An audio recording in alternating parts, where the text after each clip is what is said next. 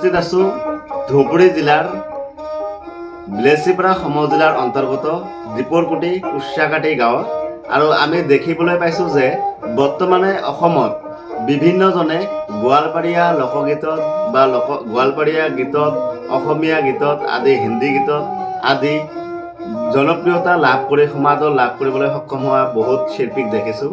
কিন্তু আজি আমি মানে দীপৰকুটি গাঁৱত অঞ্চলত দেখিবলৈ পাইছোঁ যে ছফিয়া বেগম বিবি নামৰ এজন মহিলাই আমাৰ যি ইছলাম ধৰ্মাৱলম্বীসকলৰ মাৰফত গান বুলি কয়, অৰ্থাৎ মাৰফতী গান বুলি কয়, সেই গানসমূহ গাই বৰ্তমানে দেখিবলৈ পোৱা গৈছে যে ছ'চিয়েল মিডিয়াত যথেষ্ট সমাদৰ লাভ কৰিবলৈ সক্ষম হৈছে।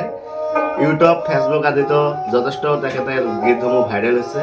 আৰু মই আজি এই ধুবুৰী জিলাৰ বিলেচিপাৰা সমজিলাৰ অন্তৰ্গত দীপৰকুটিৰ অতিকৈ ভিতৰুৱা অঞ্চলৰ দীপৰকুটি কুশ্যাকাটিৰ আজি ছফিয়া বেগমৰ কিছুমান গীত আপোনালোকৰ টাইমছ আমি এনি 24ত দৰ্শকসমূহ দেখুৱাৰ বাবে বা আপোনাক দেখুৱাৰ বাবে যত্ন কৰিম।